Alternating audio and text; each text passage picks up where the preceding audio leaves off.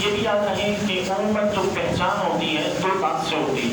جانور کی پہچان ہم 2 سال کے جانور کی پہچان ہم 2 دانت سے کرتے ہیں. بعض اوقات یہ دیکھا جاتا ہے کہ لوگ 2 دانت پر لڑ پڑتے ہیں.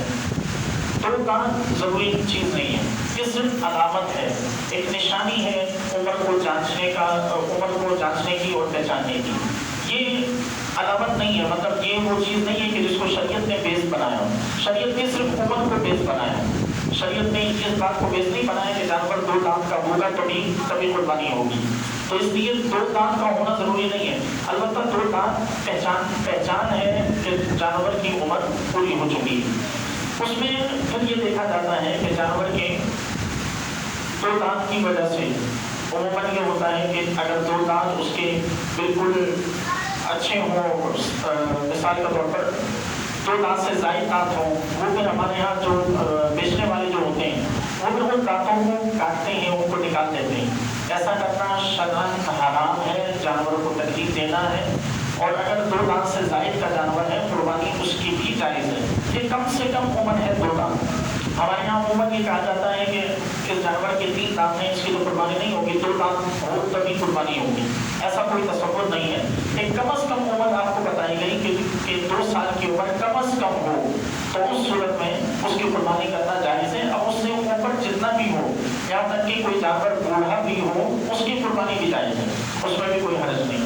پھر یہاں ایک چیز یہ بھی ہے کہ دانتوں سے پہچان نہ ہو رہی ہو کہ جانور کی عمر کتنی ہے، تو وہاں اگر جس سے جانور خرید رہے ہیں وہ اگر معتبر ہے، یعنی ایسا شخص ہے جس سے ہماری جان پہچان ہے، کوئی ہمارا قریبی ہے، اس سے ہم خرید رہے ہیں، تو اس کی بات پہ اعتبار کریں. اگر وہ کہتا ہے کہ 2 سال کا ہے جانور تو خرید لیں، اور اگر وہ کہتا ہے کہ نہیں 2 سال سے کم کا ہے تو پھر نہ خریدیں. لیکن ہر کسی کی زبان پہ اعتبار کرنے کی شریعت اجازت نہیں دیتی.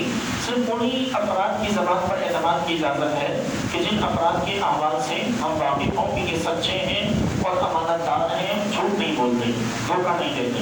ورنہ ہم اپنی مارکیٹس میں جا کے دیکھیں، جو منڈیاں لگائی جاتی ہیں وہاں دیکھیں تو وہاں تو لوگ قرآن پہ ہاتھ رکھ کے جھوٹ بول جاتے ہیں کہ جانور 2 سال کا ہو گیا ہے، جانور کی عمر پوری ہو گئی ہے، یا جانور میں کوئی خرابی نہیں ہے. تو اس لیے ہمیں ان تمام چیزوں میں احتیاط کی ضرورت ہے. اسی طرح جانور میں یہ یاد رہے کہ کوئی جانور ایسا ہو کہ جس کی ایک آنکھ نہ ہو، چاہے وہ پیدائشی نہ ہو یا چاہے وہ بعد میں کسی حادثے میں اس کی آنکھ ضائع ہو گئی ہو. ایسے جانور کی قربانی جائز نہیں ہے. وہ جانور کہ جس کے پیدائشی سینگ نہ ہو اس کی قربانی جائز ہے. کوئی ایسا جانور کہ جس کے سینگ ہوں لیکن سینگ بڑے ہونے کے بعد ان کے سینگوں کو کاٹا گیا ہو، تو اگر وہ سینگ ٹوٹے ہوئے ہوں یا کٹے ہوئے ہوں، تو اگر وہ جڑ تک کٹے ہوئے ہیں تو قربانی نہیں ہوگی. اور اگر وہ اوپر سے تھوڑے کاٹے گئے کہ جیسے بعض اوقات جانوروں کی سینگ مڑ کر ان کے سر کے اندر گھس جاتے ہیں، تو وہ انہیں دماغی زخم سے بچانے کے لیے ان کی سینگوں کو کاٹا جاتا ہے. تو ایسے جانوروں کی قربانی بالکل جائز ہے.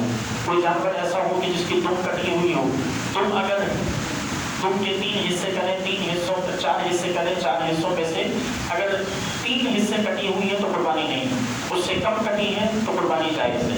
کسی جانور کا کان کٹا ہوا ہے، کان اگر اس کا یعنی کان بھی اگر 1/3 کٹا ہوا ہے، 1/3 کٹا ہے، تو اس صورت میں قربانی جائز نہیں ہے، اس سے کم میں قربانی جائز ہے.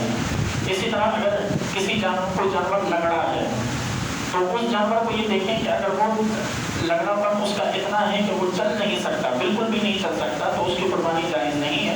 ہاں اتنا ہے کہ وہ لنگڑا کر چل کے ذبح کرنے کی جگہ تک پہنچ سکتا ہے تو قربانی کی جا سکتی ہے.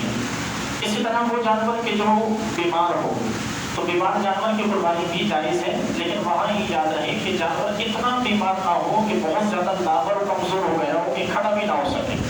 اتنا بیمار اگر جانور ہے تو اس کی قربانی جائز نہیں. جانور کمزور ہے قربانی بالکل جائز ہے، لیکن اتنا کمزور نہ ہو کہ اس کا کوئی گوشت ہی باقی نہ ہو، صرف ہڈیوں کا ڈھانچہ دکھائی دیتا ہو.